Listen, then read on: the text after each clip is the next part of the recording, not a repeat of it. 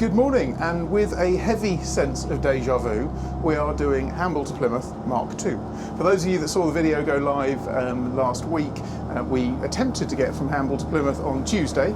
It's now Friday. We turned around on just in Pool Bay due to the size of the seas. This is the first next slot to go.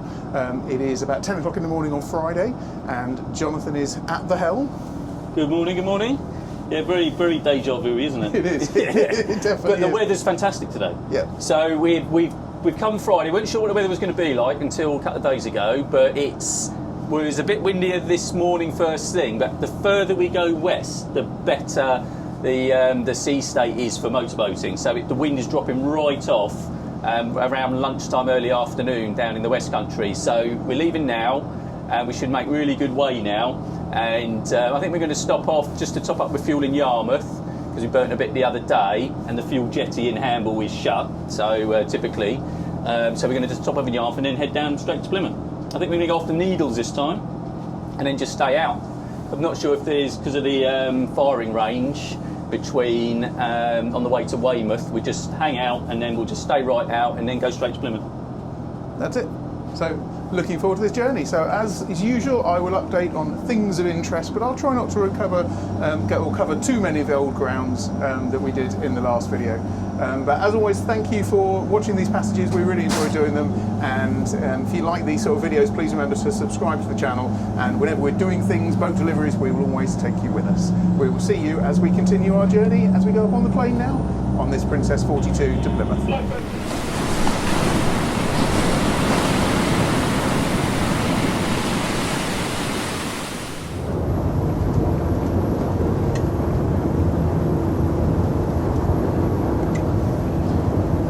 So we've done the run down the Solent. It's been a very lovely passage down the Solent, and we're nipping into Yarmouth to get the fuel, as Jonathan mentioned. So just a quick check. It'll be interesting to see how much fuel we've used. This will be the fuel from Hamble to Pool out to the headland, back to Hamble, and then to Yarmouth. So we'll let you know what the fuel burn on this is. But this is coming into the entrance of Yarmouth here. Any pilotage advice on here, Jonathan? No, just keep a lookout for the ferry. Miss the big Just ferry. make sure it's not coming in or out when you come in.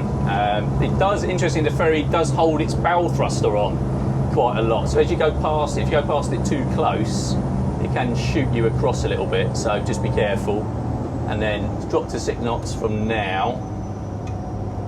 And then you can see the entrance is a little bit narrow, so just make sure there's not too much traffic coming out when you go in, but it'll be very quiet today. But I love Yarmouth, it's a beautiful town. And the fuel berth is just inside. So as we go in, you can see there's a slipway straight ahead. And then on the right hand side, the very first pontoon in the river on the starboard side is actually the fuel berth. There's a little blue hut on it, and we're going to park up on there. But I will need Andrew to do fenders. Yes. We'll give a little shout out to our friend Andy Hobbs over there. If anyone notices the boat over there, Lucky Ash, he's a bit of a Solent personality. So hello Andy, we'll give you a shout out on our video. He's always based at Yarmouth, he's always around. But I should need to go and do my fender duties. Interesting enough, I think there's a boat in front that we sold from Dartmouth. So an Extra 48, and then 2 boats behind it. There's a Bavaria that we've just listed there, a Bavaria Sport 35, that one. Right, okay, so we are now back on our way. We have fueled up in Yarmouth. Always a nice place to pop into Yarmouth. We'll do a proper destination video on another day. But in terms of fuel, it's quite interesting now. So it's quite nice because now we've got a proper reference point of what this boat uses fuel-wise. So we just put in 460 litres. So far, since we filled it up last time, we've done just around about 86 miles, which, if our calculations are right, and I'm sure there's some mathematicians watching who might correct us on this, but it's around about 5.34 litres per nautical mile.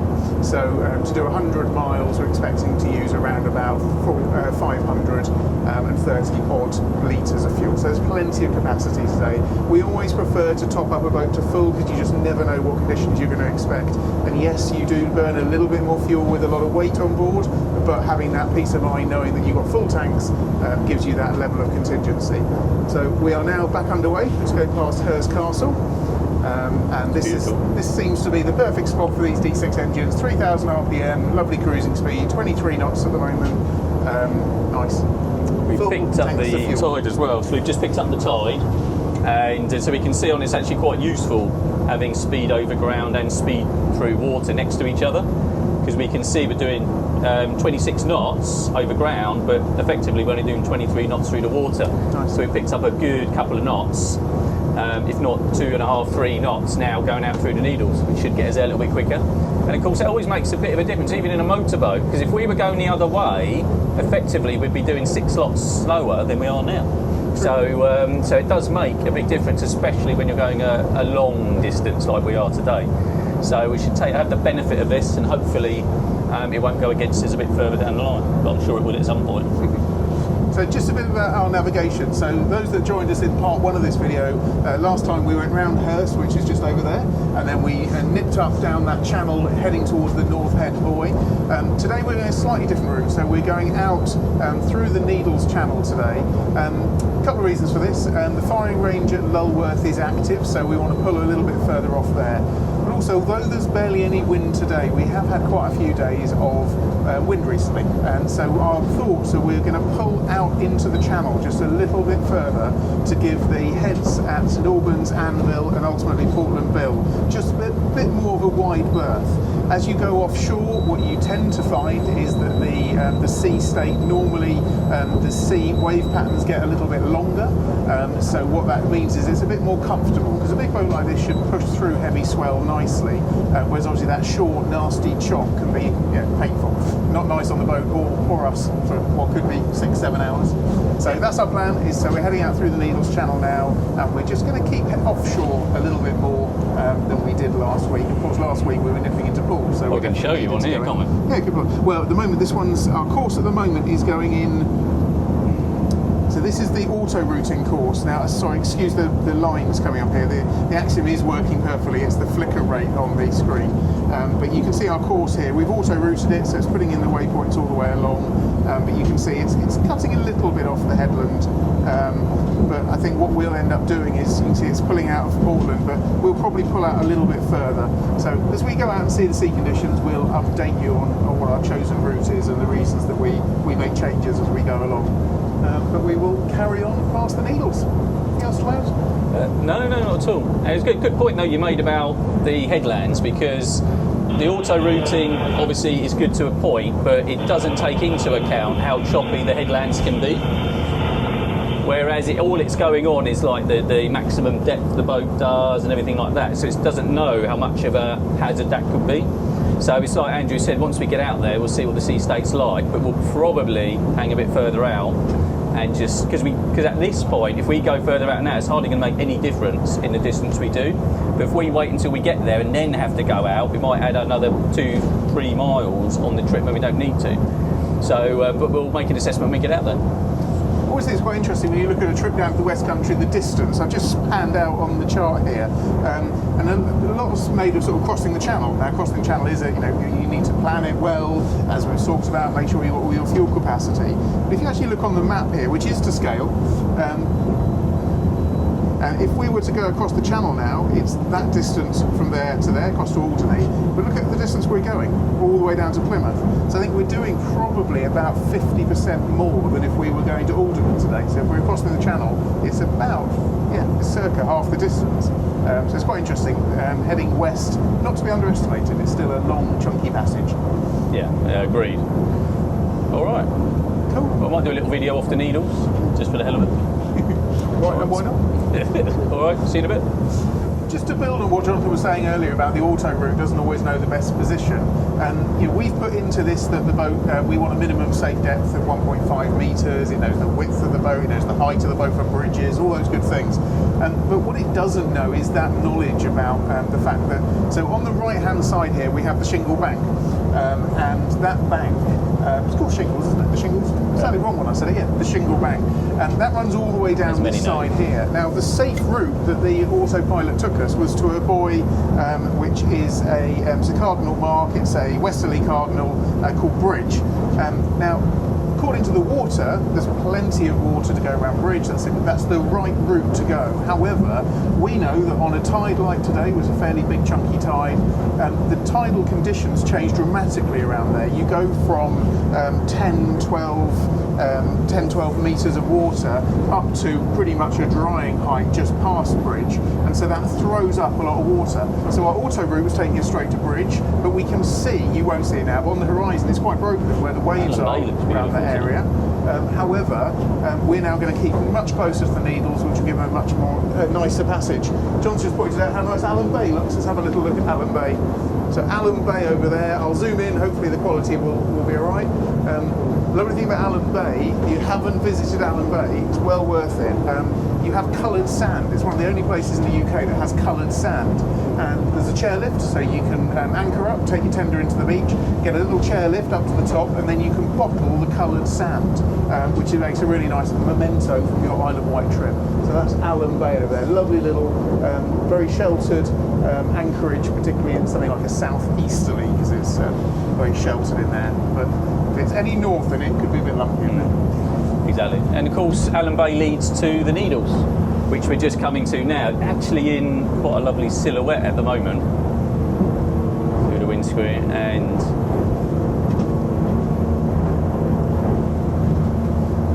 it's a nice spot there. just a lovely time to be out on the water. Bearing in mind this is winter now, so it's been -1 at night at the moment. There's frost on the ground, and it's the first proper cold spell that we've had, but you get some of the best days out on the water because there's no traffic around, there's not lots of boats around creating lots of wash, and it's just really nice to get out in a winter sunny day like this, and hopefully the sea state looks to improve the whole time down to Plymouth. We're just passing the Needles now, so we're leaving the Solent and getting out into the English Channel. Passing my phone's flying around, passing another boat coming through here. We know we're going into a little bit, if anybody watched the other video when I delivered a boat down to Dartmouth, I talked a lot about the races that will be coming up in a minute. We can see there is going to be some waves ahead. It doesn't look too major. There's a sort of a sports fishing boat, maybe a rodman or something going through that at the moment. It's kicking up a bit of spray, but nothing major. It's on the plane. So that race we'll see as we're heading out here past bridge, and then onto the Needles Fairway Buoy. That's where you tend to pick up a little bit of the rougher water down there. So we will come back if there's much to report. Might like to look out for dolphins as well today. They were head westwards on a dolphin hunt, and actually potentially even tuna. I've never seen tuna, but as we go out, we know there are a lot of tuna around. Some of our good friends have actually got tuna licenses this year, and they've had some fantastic time out on the water. And the tuna seem to be coming closer to shore, so it'll be interesting if we see any loads and loads of birds working. We'll keep an eye out for some tuna. We'll brave the flybridge then, won't we? We will. Yes. Yeah, so we might do a bit of videoing up there.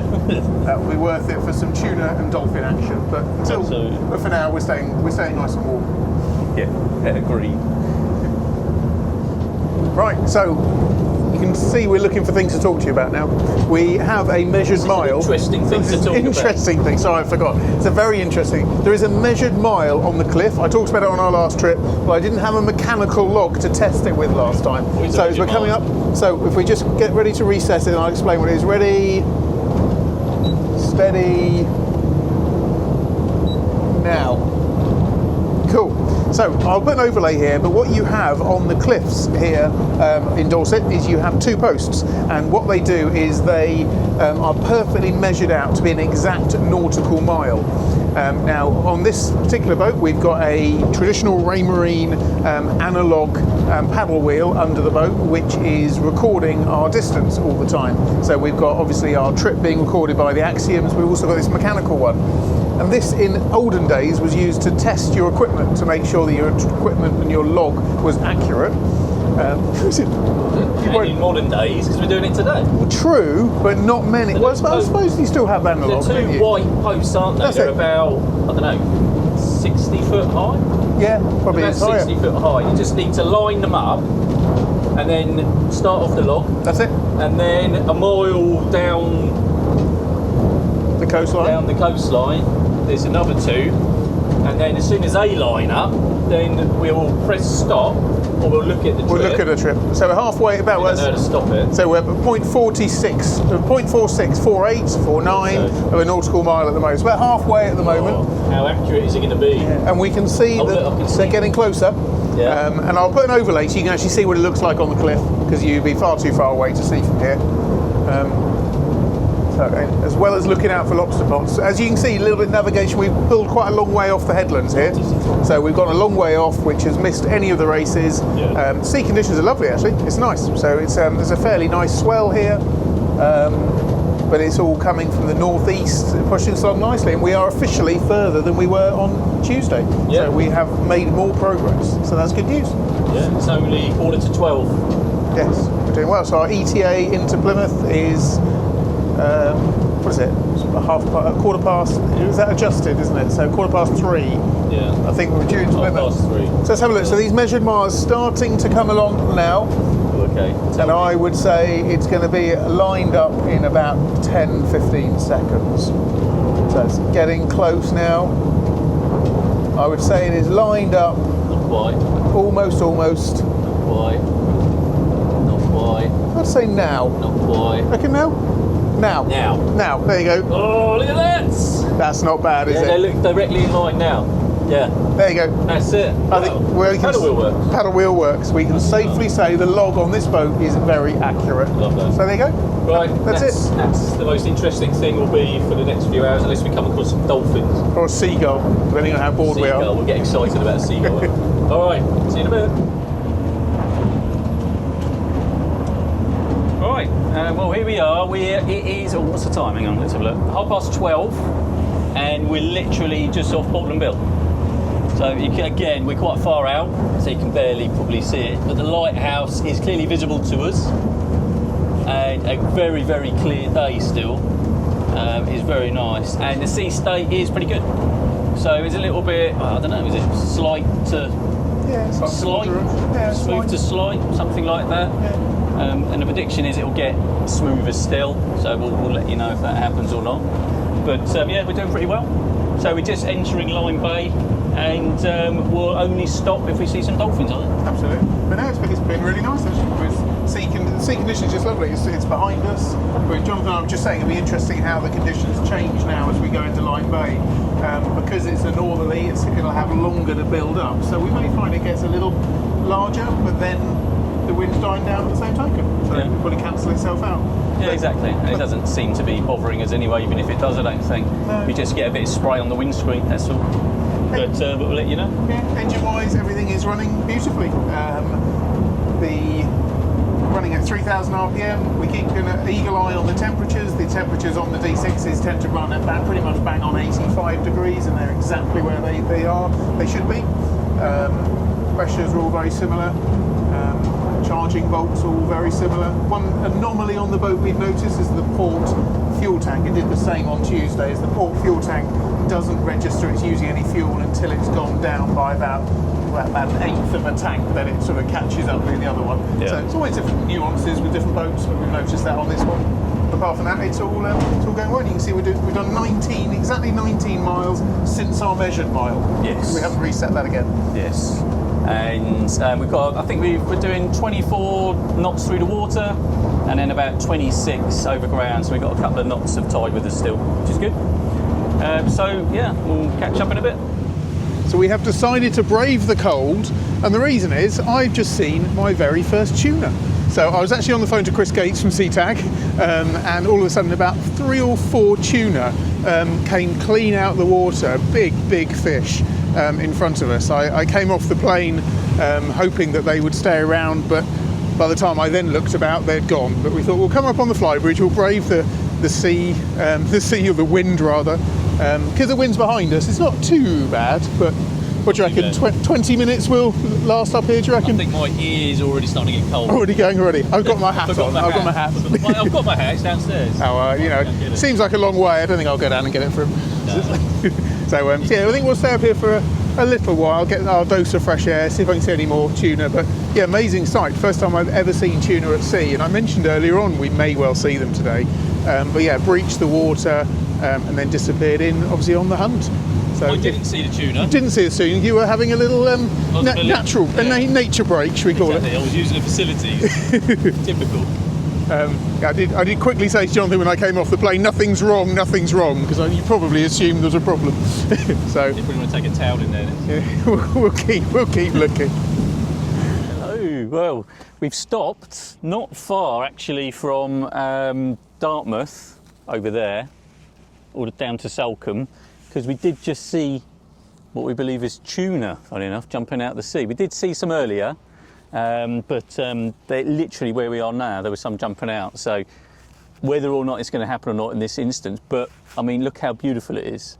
I mean, we're so glad we actually did turn around, because otherwise we would have missed out on actually a really, really beautiful trip on such a lovely day.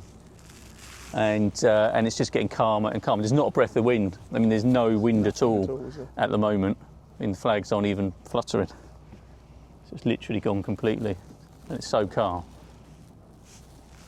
Yeah, it's been really special. It's quite nice just to take a few minutes, actually. We've been going for, what have we been going for now? About 4 hours, is it? Four and a half hours? Something like that. But yeah, the engines have been purring along, the boat's been performing beautifully. The company could have been better, but Well, yeah, I was thinking the same thing. We don't have everything, do we? No, exactly. But this is just beautiful. It's nice just to take a moment, actually. But yeah, I've seen a few patches of what I thought there were definitely about 3 or 4 tuna jumped out in front of us, just in front of Portland. There's been a few bits where I've seen sort of, I guess, quite frantic water splashing around, which I think has been tuna, but we haven't actually seen a fish breach since Portland. But yeah, it's amazing how many there must be around this area. It's certainly the first time I've ever seen them out at sea. But it is very, very beautiful out here. Kind of hoping they would jump out on cue. Yeah. Weren't we? But maybe a bit of AI here. Look at the whale. But no, it's lovely. We'll continue our way. So in terms of passage-wise, I suppose we'll update where you are. Again, how much you can see on the video, I'm not quite sure, but Dartmouth is nestled just inside there. Up on the top of the cliff, you have the Mewstone, which marks the entrance there up on the cliff. So Dartmouth is effectively just inside the fold of the cliff there. And then that over there is Start Point. So that's the headland which is just before Salcombe. So you go around Start Point and then Salcombe is round the other side. And then of course today we will be then continuing down the coastline. We've just been consulting the almanac to have a look at the best routes into Plymouth. Been into Plymouth before, but not for many, many years, so it's always a good chance just to refresh ourselves and the navigation to go in. But no one is jumping out the water on video, which is a shame, but it's rather lovely. all right, we could continue a little bit. Right, I'm going to carry on up here, shall we, for a bit? From up here. So just switch the controls to up stop. Might as well carry on to Start Point up here. See what we can see. We will come back with any dolphin, whales or tuna activity sometime soon. So we're not far from Plymouth now, so I just wanted to just do a little run because the sea has gone completely flat. Let me just show you, I'm just going to give you a little walk up to the flybridge. Andrew's driving downstairs, but look, we're still doing 25 knots. Sun's starting to come down.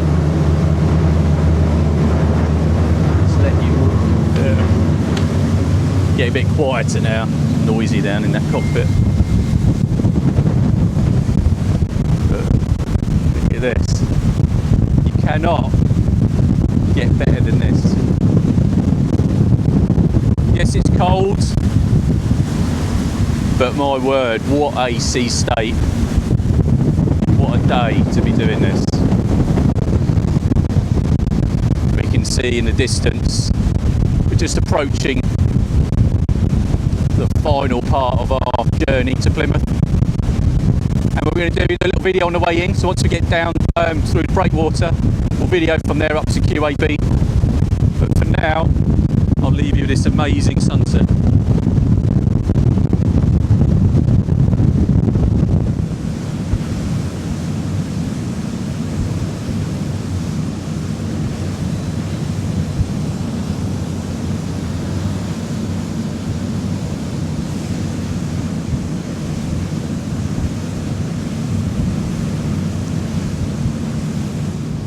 There's quite a dramatic rock there on the way into Plymouth. So that is the Great Mew Stone, and then on the right, the little one is called the Little Mew Stone. Would you believe it? And we can still see we're heading in. Andrew's down below driving. I've just come up here so you can get a better view.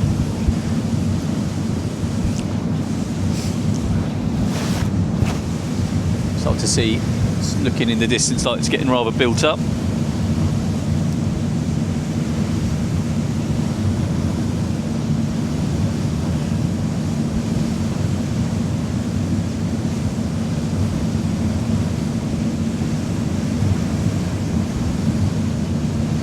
Some more rocks coming up on the right hand side, Ronnie rocks, and then on the end, on the left hand side, we'll go past it in a sec, there's a little rock with a channel marker on it, and it's called the Shagstone.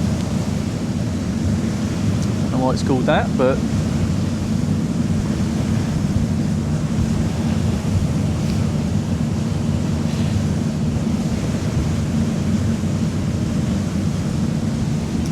and then there's a small,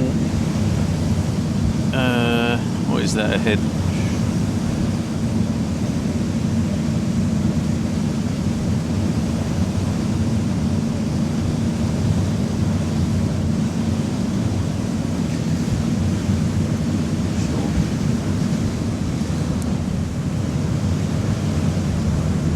That small rock there poking out the water, you've got to look out for that at night. Assuming it's lit because it's got a marker on it. But that's the Shagstone. That leads on the way into Plymouth. So right in front there is a harbour wall, and then to the right of it we can go, so the eastern end you can go through. The main shipping goes through the western end, which you can go through as well. It's really your choice depending on when you're with sea state and such like that. I think the eastern point normally you'd be a bit wary of if you're sailing in with a strong westerly breeze, because you've got a few rocks over on the eastern side here, so you normally go in the westerly side if that's the case. But for today, perfectly nice weather. We're going to cut the corner and go in the easterly point. Right, and here we are. We're slowing down to 10 knots now. So we're just slowing down to 10 knots because that's the speed limit through the harbour once you reach the breakwater, which is just there. So it's got a large mark post on it. Sun is just going down as well over this absolutely beautiful day. Again, hardly a breath of wind. Look, you can see on the flag on the back, it's not even moving. We're just coming in. It's a bit of a run at the 10 knots through.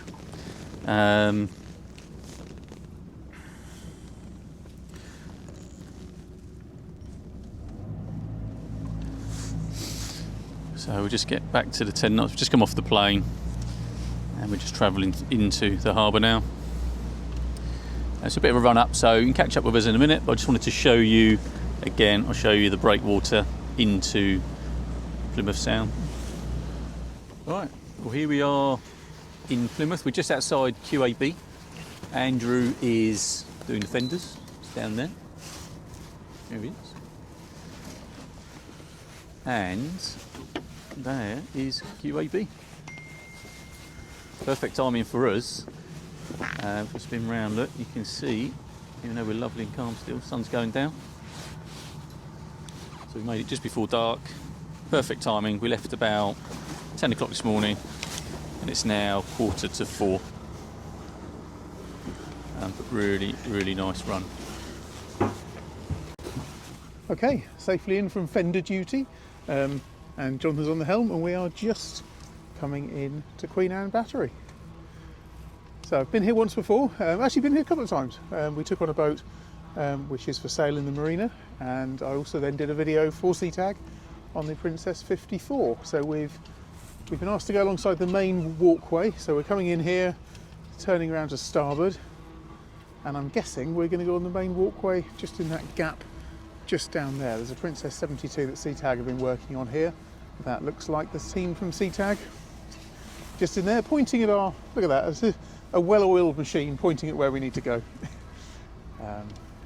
So just coming into here, it's a lovely little marina, so MDL Marina. We're pretty familiar with that, with our home berth being Hamble Point. Looking forward to seeing on board that 72. That's pretty special there. Look at the size of that one. Pretty good enough. And then I think we're just going to go on this main walkway just down here. A couple of the guys from SeaTag here looking like they might just be about to take our lines. Hey guys. I thought we had a good sized princess till I saw that one.